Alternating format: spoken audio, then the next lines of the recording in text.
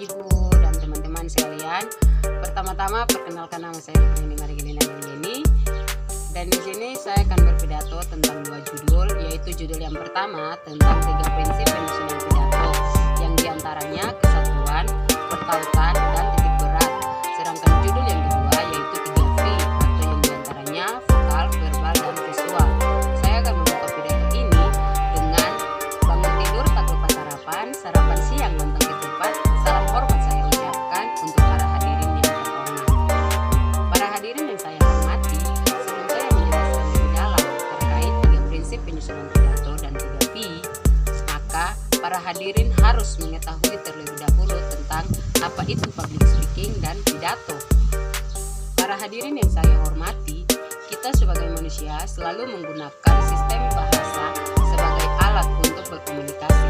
Salah satunya yaitu public speaking, yang dimana kita dituntut untuk mampu berkomunikasi baik secara lisan maupun tulisan dengan berketika tanpa mengurangi hormat kita kepada orang lain. Maka dari itu, pengertian public speaking secara umum adalah kemampuan berbicara di depan umum. Ini kenapa demikian? Karena kemampuan berbicara di depan umum ini lebih merupakan keterampilan yang dimana kemampuan ini lebih banyak ditentukan berdasarkan latihan, pengalaman, dan praktek. Nah, misalnya di dalam dunia pendidikan, public speaking sangat diperlukan dalam hal mengajar, membuka rapat, mempresentasikan sebuah karya di depan umum, dan lain sebagainya. Dengan demikian, kemampuan penyampaian verbal itu lebih ditonjolkan atau diutamakan dalam hal penulisan materi atau yang biasa disebut dengan public speaking. Sedangkan pidato adalah suatu ucapan dengan susunan yang baik untuk disampaikan kepada orang banyak. Contohnya seperti pidato kenegaraan, pidato menyambut hari besar, pidato pembangkit semangat atau pidato motivasi, terus pidato sambutan acara atau event-event dan lain sebagainya. Baik, para hadirin yang saya hormati, kini saya akan menjelaskan terkait 3 prinsip penyusunan pidato dan 3V. Yang pertama yaitu 3 prinsip penyusunan pidato, yang diantaranya yaitu kesatuan. Menurut KBBI atau Kamus Besar Bahasa Indonesia, kesatuan merupakan gabungan dari beberapa bagian yang telah bersatu sehingga bersifat tunggal, yang mengandung arti bersatunya macam-macam corak yang beraneka ragam menjadi satu kebulatan yang utuh dan serasi. Maka dari itu, Bhinneka Tunggal Ika, yaitu berbeda-beda tapi tetap satu. Pengertian yang kedua yaitu menurut Aristoteles, yaitu kesatuan adalah sebagai satu tubuh, yang artinya seluruh gubahan harus merupakan kesatuan yang tidak dapat dicerai-beraikan. Contohnya, seperti hilangnya satu bagian anggota tubuh, maka akan menyebabkan bentuk tubuh yang rusak dan tidak lengkap atau dalam kurung cacat. Oleh karena itu, dalam kesatuan ini meliputi isi, tujuan, dan sifat atau mood. Yang ketiga yaitu menurut Immanuel, kesatuan dalam berpidato tentunya harus ada gagasan tunggal yang mendominasi sebuah uraian. Contohnya, bila tema kita adalah pembuktian adanya Tuhan secara filosofis, maka kita tidak harus membicarakan sifat-sifat macam-macam dan dalil-dalil agama tentang Tuhan, tapi hanya membahas argumentasi ontologis, teleologis, kosmologis, dan moral. Maka dari itu, untuk mempertahankan kesatuan ini bukan hanya diperlukan ketajaman pemikiran, tetapi juga kemauan kuat untuk membuang hal-hal yang mubazir. Yang kedua yaitu pertautan, menunjukkan urutan bagian uraian yang berkaitan satu sama lain yang menyebabkan perpindahan dari pokok yang satu kepada pokok yang lain berjalan lancar. Sebaliknya, jika hilangnya pertautan, maka akan menimbulkan gagasan yang tersendat-sendat atau tidak mampu menerima gagasan pokok yang baik dari seluruh pembicaraan. Untuk memelihara pertautan dapat dipergunakan 3 cara, yaitu yang pertama, penyambung.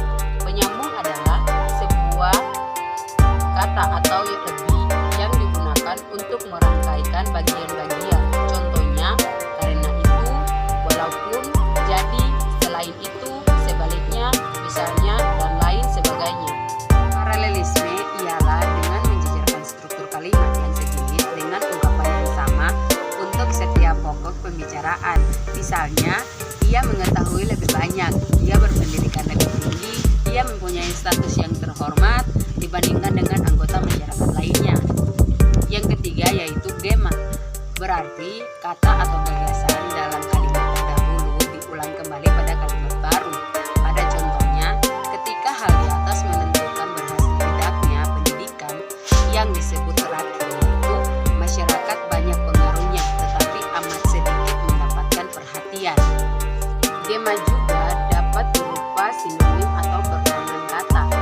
Kata ganti seperti ini, itu, hal tersebut, ia, mereka, atau istilah lainnya yang menggantikan kata-kata yang terdahulu. Yang ketiga, titik berat. Sama seperti tekankan atau bagian yang patut diperhatikan. Bila mana kesatuan dan pertautan membantu pendengar untuk mengikuti dengan mudah jalannya pembicaraan, maka titik berat menunjukkan pada mereka pada bagian yang patut diperhatikan atau ditekankan. Contohnya, 1. Titik berat dalam tulisan dapat dinyatakan dengan tanda garis bawahi atau underline, huruf miring atau italik, dan huruf besar. Sedangkan titik berat dalam contoh uraian lisan ini dinyatakan dengan hentian, tekanan suara yang dinaikkan, perubahan nada, isyarat, dan lain sebagainya. Saya dapat menyimpulkan dari ketiga prinsip penyusunan pidato, yaitu secara singkat, kesatuan berarti satunya isi, tujuan, dan sifat. Tetapi kesatuan tanpa susunan gagasan yang teratur, maka akan menimbulkan kebingungan. Karena itu diperlukan syarat kedua, yaitu pertautan. Setelah itu, beberapa gagasan harus ditonjolkan, yang lainnya dipertahankan, sebagian ditekankan, dan sebagian diuraikan lagi. Inilah yang disebut sebagai titik berat. Yang kedua yaitu pengertian 3V atau vokal, verbal, dan visual.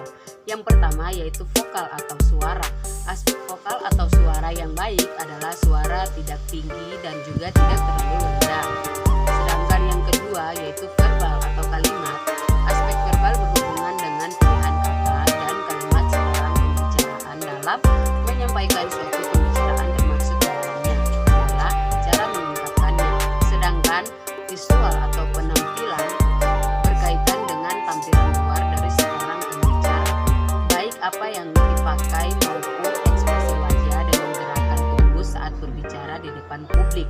Contohnya, visual mengacu pada apa yang tampak oleh audiens pada diri orang pembicara, yaitu bisa pakaian, perhiasan, dan bisa juga bahasa tubuh seperti eye contact, ekspresi wajah, senyuman yang tulus dan menawan, gerakan-gerakan kecil dan dengan tangan, kaki, lengan, bahu, mulut, hidung, kepala, badan perlu dilatih agar lebih alami dan serasi.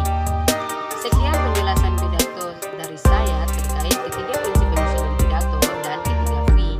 Maka saya akhiri pidato ini dengan pisau diasah pagi-pagi, bawa ke kebun untuk membabak. Berakhir sudah pidato ini, semoga bisa memberi manfaat. Terima kasih, shalom, selamat siang.